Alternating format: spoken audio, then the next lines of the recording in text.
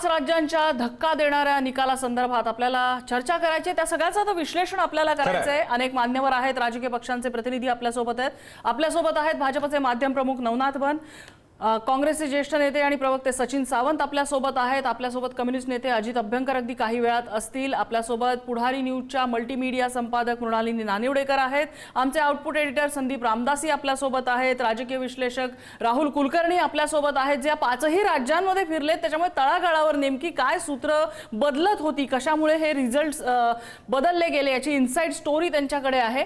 आणि चर्चेला आपण सुरुवात करूया। मला वाटतं प्रसन्न, सगळ्यात पहिल्यांदा म्हणजे बंगालमधली भाजपची मुसंडी हा यावेळचा खूप मोठ्या चर्चेचा विषय आणि त्याच्यासाठी आपण अभिनंदन केलंच पाहिजे। अर्थातच जहां हुआ बलिदान मुखर्जी का किंवा जहां हुए कुर्बान मुखर्जी वो बंगाल हमारा है ही घोषणा होती आणि संस्थापक नेतृत्व होतं जनसंघाचं। त्या पश्चिम बंगालमध्ये आतापर्यंत सत्ता आली नाही, ही फार मोठी वेदना होती आणि ही वेदना पिढ्यानपिढ्या राहिलेली आहे, अटल बिहारींच्या काळापासून राहिलेली आहे। ते पश्चिम बंगाल अखेर भाजपचं झालेलं आहे। तिकडे बहुमत, दणदणीत बहुमताचं आलेलं आहे। आणखी विशेष, जनरली अशा ठिकाणी जात असताना पहिल्या काही पायऱ्या असतात, गठबंधनचं सरकार आणावं लागतं, काठावरचं बहुमत असतं, पण इथे त्यांना लँडस्लाइड व्हिक्टरी सरळ सरळ मिळालेली आहे आणि हा भाजपचा अर्थातच कौतुकाचा भाग आहे। या अनुषंगाने पुढे जाताना आपण पश्चिम बंगालचाच विषय घेऊन पुढे जाऊयात। आपल्यासोबत सगळे मान्यवर आहेत। पहिल्यांदा नवनाथकडे जाऊयात। नवनाथ, एकतर पहिल्यांदा तुमच्या पक्षाचं, भाजपचं अभिनंदन, एका मोठ्या विजयासाठी आसाम राखलेला आहे आणि इथे पश्चिम बंगालमध्ये सत्ता आलेली आपल्याला बघायला मिळते। माझा थेट प्रश्न आहे की यामागे एक पिढ्या गेल्या, जेव्हा म्हणजे या पश्चिम बंगालमधल्या यशाची तुलना करायची झाली तर 2014ला संसदेमध्ये मोदींचं भाषण मला आठवतं, पीडिया खपी थी असे त्यांचे शब्दप्रयोग होते। काय प्रतिक्रिया आहे? सर्वात आधी खूप खूप धन्यवाद प्रसन्नजी, तुम्ही भारतीय जनता पार्टीचं अभिनंदन केलं। जहां हुए बलिदान मुखर्जी ओ कश्मीर हमारा है असा नारा आम्ही वर्षानुवर्ष लावत होतो। तो काश्मीर देखील 2 प्रधान 2 निशान 2 संविधान चालणार नाही म्हणून आता 370 हटवून भारताचा अविभाज्य घटक झालेला आहे। आणि जहां पैदा हुए श्यामा प्रसाद मुखर्जी असा पश्चिम बंगाल देखील भारतीय जनता पार्टीच्या झेंड्याखाली, जहां पैदा हुए श्यामा प्रसाद मुखर्जी असा पश्चिम बंगाल देखील भारतीय जनता पार्टीच्या झेंड्याखाली तिथं सरकार आलेलं आहे। गेल्या 25 वर्षामध्ये ज्या पद्धतीनं भारतीय जनता पार्टीचा कार्यकर्ता जनसंघापासून तिथं मेहनत करत होता, प्रसन्नजी तुम्हाला आठवत असेल 10 वर्षापूर्वी 2014ला जेव्हा भारतीय जनता पार्टीचं पहिल्यांदा केंद्रामध्ये सरकार आलं, तेव्हा पश्चिम बंगालमध्ये भारतीय जनता पार्टीचे कार्यकर्ते लाठ्या खात होते, काठ्या खात होते, संघर्ष करत होते। परंतु मागच्या वेळेला जेव्हा 5 वर्षापूर्वी निवडणुका झाल्या त्यावेळेला आम्ही 77 जागांपर्यंत पोहोचलो। या जागा मिळाल्यानंतर आम्ही गर्व केला नाही, पुन्हा मेहनत घेतली, कार्यकर्त्यांनी संघर्ष केला आणि त्या कार्यकर्त्यांच्या संघर्षाच्या जीवावर आज आपण बघतोय की जवळपास 200च्या आसपास पश्चिम बंगालमध्ये भारतीय जनता पार्टी विजयाच्या उंबरठ्यावर आहे। 200च्या आसपास जागा जिंकतायत, कल हाती येतोय त्यानुसार। याच्यामध्ये प्रामुख्याने 2 गोष्टी महत्वाच्या आहेत की एक, पंतप्रधान नरेंद्र मोदीजींचं नेतृत्व, ज्यांच्या नेतृत्वामध्ये देशातील 140 कोटी जनता विश्वास ठेवते आणि पश्चिम बंगालमध्ये आजपर्यंत जे झालं नव्हतं अशी ऐतिहासिक कामगिरी भारतीय जनता पार्टीची झाली। दुसरी महत्वाची रणनीती होती ती म्हणजे अमित भाई शहा। आपण बघा, जवळपास 20-22 दिवस अमित भाई शहा कोलकात्यामध्ये पश्चिम बंगालमध्ये ठाण मांडून होते। त्यांनी प्रत्येक ठिकाणी व्यूहरचना आखली आणि त्याच्या जोरावर आज भारतीय जनता पार्टीचा भगवा झेंडा हा कोलकात्यातल्या विधानसभेमध्ये फडकणार आहे।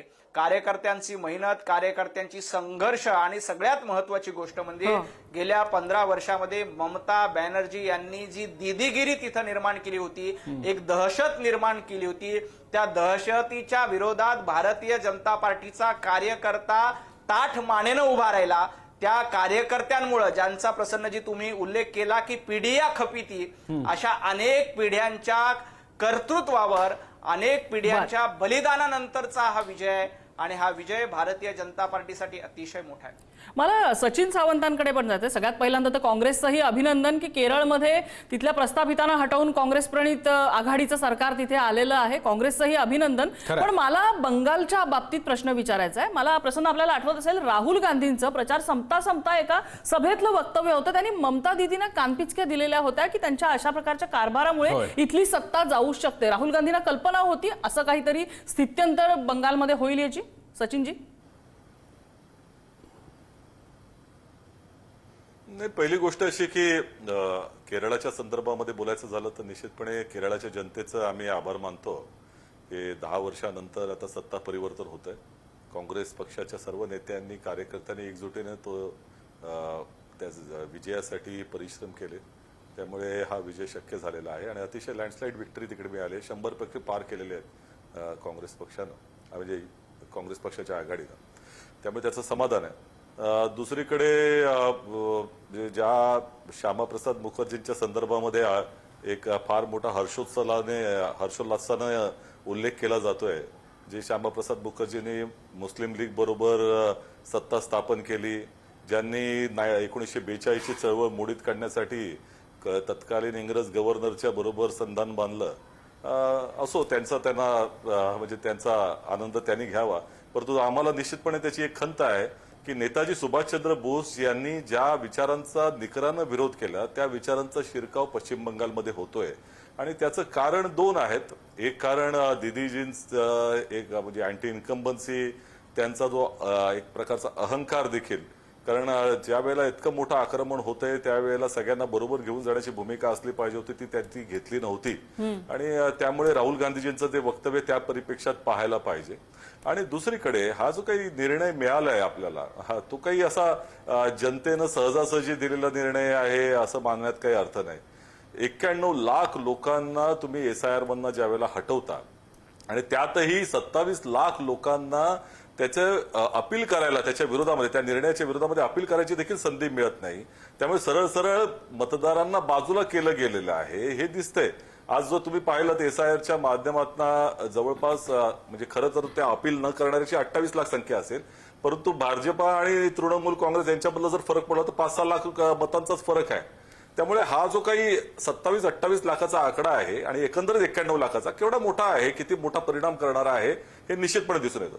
दुसरा मुद्दा जो आहे की घुसखोरी अरे गेले 12 वर्ष तुमच्याचकडे तर सत्ता आहे केंद्रामध्ये. बॉर्डर सिक्युरिटी फोर्स कोणाच्या हातात आहे? संपूर्ण बॉर्डरची रक्षा तुम्ही करता. येतात कुठं घुसखोर? महाराष्ट्रात येत आहे, संपूर्ण देशपातळीवर येत आहेत.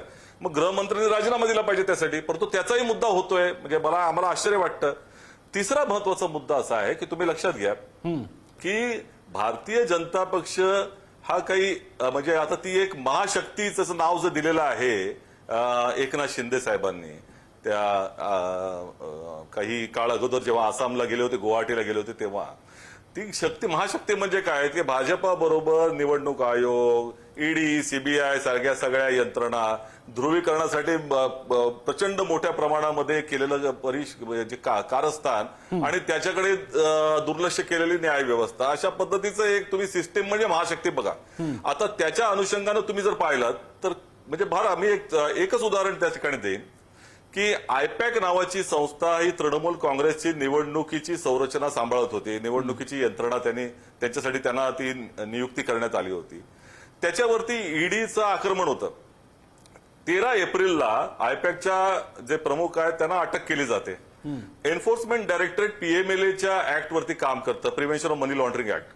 आणि या ऍक्टच्या अनुसार जो दोषी आहे त्याच्यावर जबाबदारी असते की त्याने त्या ठिकाणी निर्दोष म्हणून सिद्ध करावं. आता तुम्ही लक्षात घ्या 13 एप्रिलला म्हणजे ही PMLAची दहशत संपूर्ण विरोधी पक्षांमध्ये संपूर्ण देशपातळीवर आहे. कारण 2-2 वर्ष केस चालतात, 2-2 वर्ष त्या ठिकाणी जामीन मिळत नाही. महाराष्ट्रामध्ये अनेक केस झाल्या. 13 एप्रिलला या प्रमुखांवरला अटक होते EDच्या ऍक्ट खाली. 29 एप्रिलला मतदान संपतं. 30 एप्रिलला दिल्लीच्या न्यायालयामध्ये केस जाते, अतिशय कनिष्ठ न्यायालयामध्ये, आणि तिथे बेलसाठी अप्लाय केल्यानंतर एन्फोर्समेंट डायरेक्टरेट म्हणते आमची काही हरकत नाही, त्यांना बेल देऊन टाका 30 तारखेला. बरं, म्हणजे हे जे काही चाललेलं आहे या देशामध्ये हे काही सरळसोट चाललंय आणि यांचे आता झालबुडी खाण्याचे त्या ठिकाणी जे उत्सव पाहतोय. सचिनजी मी फक्त मध्ये एवढ्यासाठीच थांबवतोय की हे सगळे मुद्दे हे आपण यापूर्वीच्या सुद्धा चर्चांमध्ये बोललेलो आहोत, आपण एक्झिट पोलच्या वेळी सुद्धा बोललेलो आहोत. माझ्यासमोर काही नंबर्स आहेत त्याच्यात सुद्धा जर का तुम्ही पाहिलं, हे सगळे मुद्दे असो किंवा नसो 100 पेक्षा अशा जागा आहेत जिकडे भाजपचा आधी काही होल्ड नव्हता, जो ममता बॅनर्जींचा होल्ड असलेला भाग आहे, तिथे सुद्धा त्यांना बढोतरी मिळालेली आहे. हिंदू मतांचं संघटन झालेलं आहे. आता ते भाजपने त्यांच्या पद्धतीने करून घेतलेलं आहे. भाजपच्या जागा आत्ताचा जेवढा आकडा जवळपास 200चा दिसतोय, त्याच्यापैकी काही जागा या विविध इन्फ्लुएन्सेसमुळे असतील, पण भाजप म्हणून तो वाढला हे मान्य करणार आहोत की नाही आपण? बघा, भारतीय जनता पक्ष म्हणजे काही आपण एक लक्षात घ्या, या देशामधली जी लोकशाही आहे त्या लोकशाहीमधनं म्हणजे जवळपास 1947 पासून नंतर 51-52ला पहिली निवडणूक झाली. त्याच्यामध्ये अचानक जांदूची कांडी असलेला एकच पक्ष मिळालाय का की जो 12 वर्षामध्ये इतक्या मोठ्या प्रमाणामध्ये वाढतो. ह्याचा जो अजेंडा आहे, ज्या पद्धतीने चालतं, ज्या पद्धतीचं ध्रुवीकरण राजकारण आपण पाहतोय, महाराष्ट्रातलीच उदाहरण घ्या. ज्या पद्धतीचे विधान म्हणजे 1992 साली हिंदू मुसलमान हे 2 शब्द वापरता येणार नाही किंवा धर्माचा उल्लेख करता येणार नाही असा सर्वोच्च न्यायालयाचा निर्णय आहे. आणि खुलेआम अशा पद्धतीचा जो अपप्रचार होतोय, ज्या पद्धतीनं तुम्ही महाराष्ट्रामध्ये घ्या, धर्म संरक्षणासाठी ज्या पद्धतीचे मोर्चे निघतायत, त्यांचं सरकार आहे. हे सगळं जे काही आणि ज्या मंत्र्यांची विधानं घ्या, देश पातळीवर अशाच पद्धतीने चाललंय ना. ध्रुवीकरणासाठी ज्या पद्धतीचं राजकारण केलं जातं ते अत्यंत, मला असं वाटतं की तिरस्करणीय आहे. आणि मग ह्या अजेंड्यावरती ईडी, सीबीआय सगळ्याचा वापर करायचा आणि मग म्हणायचं आम्ही विजय मिळवतो. म्हणजे या विजयाला खऱ्या अर्थानं त्यांना विजय मिळत असेल. आज त्यांनी म्हटलं म्हणजे दुर्दैवानं. ठीक आहे सचिनजी, तुमचा मुद्दा लक्षात आला. मला आपले जे विश्लेषक आहेत त्यांच्याकडे जायचंय. त्यापूर्वी नवनाथ बन यांना तुम्हाला उत्तर द्यायचं. नवनाथ एकच मुद्दा. बरं बोला, पूर्ण करा. सचिन पूर्ण करा, मग नवनाथ बन यांच्याकडे जाईल. अंगण वाकडं एवढाच नाही, माझं एकच मत आहे. आज मुख्यमंत्र्यांचं विधान मला जराही पटलं नाही. भाजप जिंकला म्हणजे भारत जिंकला असं होत नाही, हे लक्षात घ्या. त्यांनी जे म्हटलं ते अत्यंत चुकीचं वक्तव्य केलेलं आहे. ठीक आहे नवनाथ. प्रसन्न, नाचता येईना अंगण वाकडं एवढंच याला म्हणता येईल. जेव्हा केरळमध्ये एसआयआर झालं ते योग्य होतं कारण तुम्ही तिथे जिंकला. तामिळनाडूमध्ये एसआयआर झालं ते योग्य होतं कारण तिथं विरोधक जिंकले. तिथं जे काही निवडणूक आयोग होतं ते चांगलं होतं. भारतीय जनता पार्टी पश्चिम बंगालमध्ये जिंकली की निवडणूक आयोग चुकीचं, एसआयआर चुकीचं, हे असं कसं होईल? तो फॉर्म्युला तुम्ही जिंकलेल्या केरळमध्ये का लावत नाही? तो फॉर्म्युला तामिळनाडूमध्ये का लागत नाही? तो आसाममध्ये आणि पश्चिम बंगालमध्येच का लागतो? काँग्रेसची ही पळपुटी रणनीती जुनी झालेली आहे. या पळपुटी धोरणामुळेच काँग्रेसची ही अवस्था झाली आहे. हे बघा, राहुल गांधी कुठली निवडणुकी झाली की परदेशामध्ये ट्रिप करण्यासाठी, एन्जॉय करण्यासाठी निघून जातात. त्या तुलनेमध्ये भारतीय जनता पार्टीचा कार्यकर्ता रस्त्यावर उतरतो, लोकांची मेहनत करतो, सेवा करतो आणि त्याच्यानंतर निवडणुकीला सामोरं जातो, निवडणुका जिंकतो. आणि ईडी, सीबीआयचा गैरवापरच उल्लेख करायचा. पंतप्रधान नरेंद्र मोदीजी गुजरातचे मुख्यमंत्री असताना 12 तास सीबीआयच्या माध्यमातून चौकशी पंतप्रधान नरेंद्र मोदी यांची कुणी केली होती? आणि अमित भाई शहा यांना ईडी आणि सीबीआयच्या माध्यमातून कशा पद्धतीनं गुजरातमध्ये त्रास दिला होता हा इतिहास देशाला माहिती आहे. लोकशाहीच्या गप्पा काँग्रेसनी करू नये कारण त्यांच्या पक्षाची मुळामध्ये घराणेशाही हीच रणनीती आहे. घराणेशाहीच्या जीवावर. नवनाथ, एक बेसिक तुमचं प्रत्युत्तर आहे ते लक्षात आलेलं आहे. नवनाथ, मला बाकीच्यांकडे पण जायचं. तुम्हाला सुद्धा कल्पना आहे वेळेची मर्यादा कशी असते ती. आपल्यासोबत अजित अभ्यंकर आहेत, कम्युनिस्ट नेते आहेत. अजित अभ्यंकरजी, केरळमध्ये असलेली सत्ता हातून जाणं, बंगाल एकेकाळचा डाव्यांचं प्रभावशाली क्षेत्र जिथे सत्तेमध्ये तुम्ही होतात तिथे म्हणजे नेग्लिजिबल पक्ष अशी विश्लेषकांकडनं उल्लेख होणं, काय होतंय डाव्या राजकारणाला?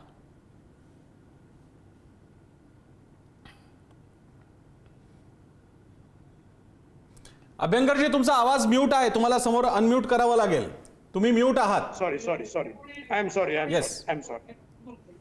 याचं सखोल विश्लेषण करण्यासाठी जास्त बोलावं लागेल. परंतु आपण एक लक्षात घ्या की डाव्यांचं राजकारण म्हणजे विशेषतः मार्क्सवादी कम्युनिस्ट पक्षाचं राजकारण हे एक विशेष गुणवत्तेने वेगळं असं राजकारण आहे. क्वालिटेटिव्हली डिफरंट आहे. कारण आमचा कार्यक्रम हा व्यवस्था परिवर्तनाचा आहे आणि व्यवस्था परिवर्तनासाठी म्हणजे शोषित, दलित, कामगार, शेतकरी यांच्या बाजूनी व्यवस्था चालली पाहिजे आणि त्यांचंच राज्य आलं पाहिजे, इतका सरळ पक्षपाती भूमिका आमची वर्गीय आहे. त्यामुळे आम्ही प्रवाहाच्या विरोधात जाणारे आहोत आणि त्यामध्ये एका राज्यामध्ये किंवा 1-2 राज्यामध्ये त्या ठिकाणी किती अधिकार त्या राज्यांना आहेत याच्या मर्यादे म्हणजे आणि विशेषतः अत्यंत होस्टाईल अशा प्रकारचं सरकार, ते सुद्धा मोदी शहांसारखं एक व्हेनॉमस अत्यंत विखारी अशा प्रकारचं सूडात्मक मानसिकता असलेलं सरकार ज्या ठिकाणी आहे त्यांच्या सोबत काम करणं ही अत्यंत म्हणजे एव्हरेस्ट पाठीच्या पाठीमागून चढण्यासारखा प्रकार आहे. तर तसं करून सुद्धा केरळमध्ये अत्यंत उत्तम कामगिरी गेल्या 10 वर्षामध्ये मार्क्सवादी कम्युनिस्ट पक्षाच्या नेतृत्वाखाली सरकारने केली आणि ती देशामध्ये मॉडेल ठरावी अशी आहे. परंतु तामिळनाडू आणि केरळ आणि बंगालमध्ये गव्हर्नर पहिल्यांदा गव्हर्नर नावाचा एक आपला प्रतिनिधी म्हणजे भाजपचा प्रतिनिधी सरकारच्या प्रत्येक कामामध्ये अडथळा करणं, गृहमंत्र्यांनी करणं, प्रधानमंत्र्यांनी करणं, त्यांची आर्थिक कोंडी करणं, हे केल्यामुळे राज्य निश्चितपणे काही प्रमाणात अडचणीत आलं. अगदी केरळ सुद्धा अडचणीत आलं.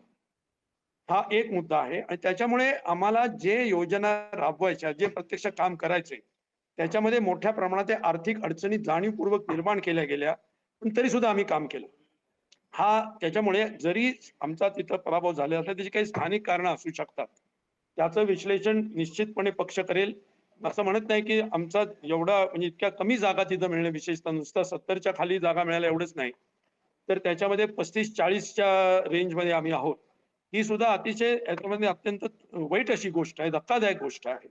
त्याचा सखोल आत्मपरीक्षण. पण या निमित्तानं अभ्यंकरजी, पण या निमित्तानं ममता बॅनर्जींचा प्रभाव कमी होत असेल तर किमान पुढच्या 5 ते 10 वर्ष शॉर्ट टर्म आणि लॉंग रन मध्ये कम्युनिस्टांना पुन्हा वर येण्यासाठीची एक जागा तयार होत चालली आहे का? ती स्पेस तरी तयार होते किमान?